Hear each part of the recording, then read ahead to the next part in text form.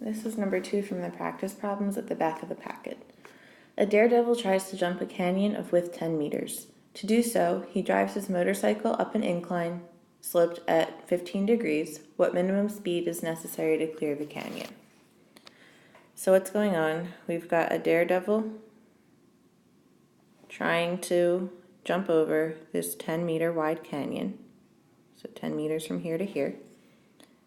He starts on his bike. Obviously not a bicycle.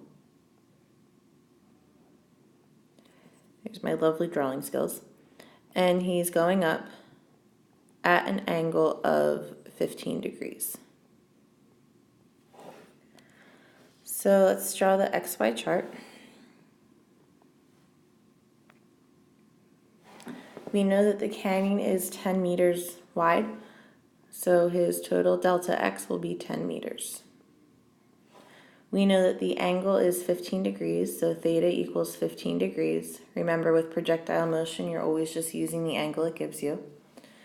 We know that he has no acceleration in the x, so ax is 0 meters per second squared. We know that the acceleration in the y is negative 9.8 meters per second squared. We also know that he's going over the canyon, so starting and ending at the same height. So that means his delta y is going to be 0 meters.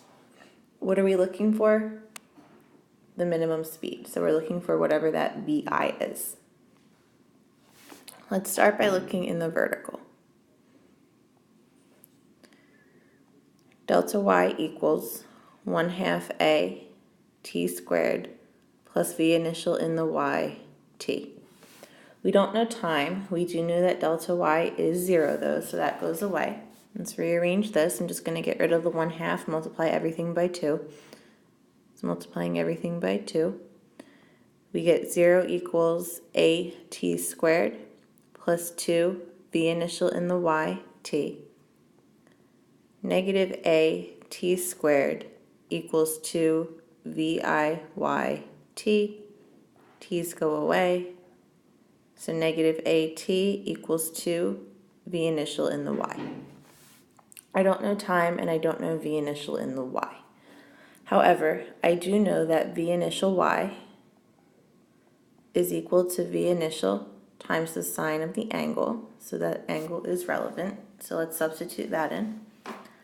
So that we are left with negative at equals 2 vi sine theta. Again, we've got two unknowns, the time and the vi. We know acceleration in the y and we know what theta is. So let's go over and look at the horizontal. Again, constant velocity in the horizontal means the only equation we're going to use is delta x equals vxt. We know delta x, we don't know vx, and we don't know t. But we do know that vx equals vi cosine theta. So substituting that in, delta x equals vi cosine theta t. We know delta x, we know theta, we don't know vi, we don't know t. So now what I have are two equations with two unknowns, vi and t. We're looking for that initial speed, so time is irrelevant. We can eliminate it. So let's isolate t in both of these equations. Over here, t equals 2 vi sine theta divided by negative a. So here's my first equation with t isolated. And over here, delta x over vi cosine theta equals t. Here's my second equation. Again, because time is equal in projectile motion between the horizontal and the vertical, we know those times are equal. So let's set these two equal to each other and we'll figure out what vi is. So 2 vi, it's a bad 2, sine theta over negative a equals delta x over vi cosine theta. Only unknown here is vi, so let's get rid of the fractions and isolate vi. So multiplying, cross multiplying. we get 2 VI sine theta times VI cosine theta equaling delta x times negative a. 2 VI squared sine theta cosine theta equals negative delta x a. VI squared equals negative delta x a over 2 sine theta cosine theta. Let's put these numbers in.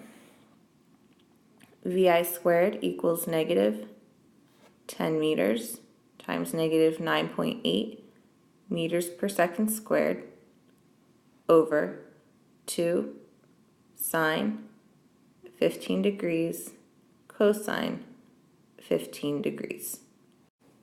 As long as you don't make any mistakes in your calculator, VI squared will equal 196 meters squared per second squared.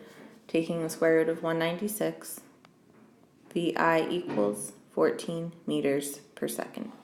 It's only one sig fig, so this will round down to 10.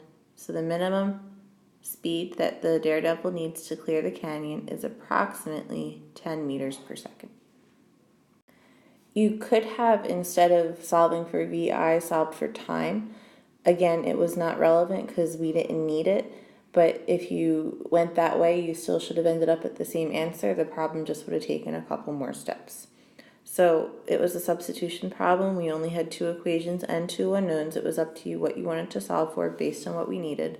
But in the end, I eliminated time since it was irrelevant to solve for V initial.